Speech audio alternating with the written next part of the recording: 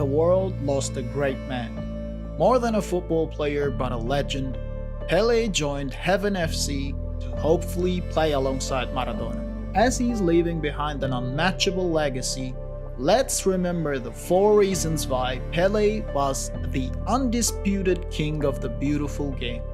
Number 1. The inventor.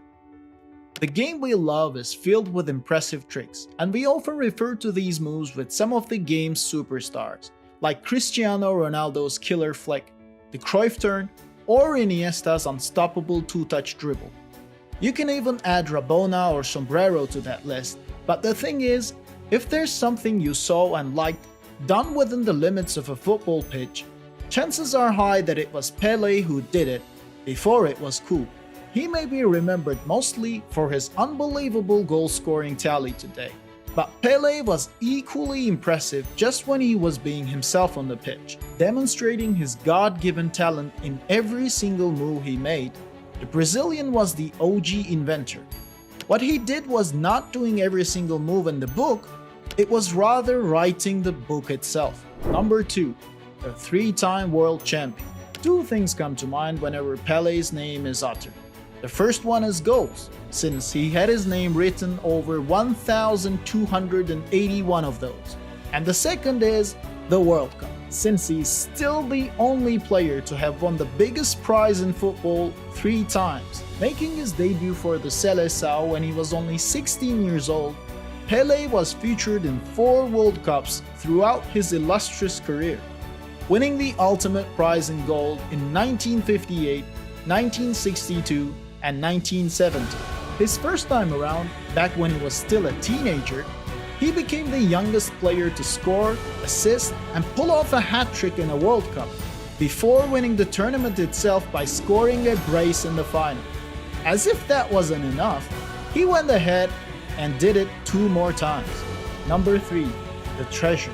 Pele was at the height of his game and fame back when football wasn't half as global as it is today.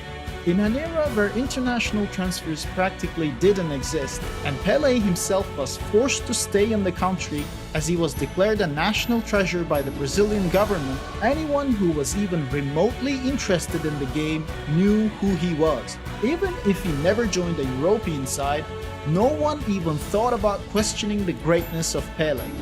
Everyone in the world knew that the number 10 playing for Brazil was the best out there. Even though it wasn't for a transfer, Pele did play in Europe, many times at that, because he single-handedly had turned Santos into an earlier version of the Harlem Globetrotters. Along with his friends, he played friendly games all over Europe, from Belgium to Italy, Germany to Spain, as if to show the top level the game of football could have been played.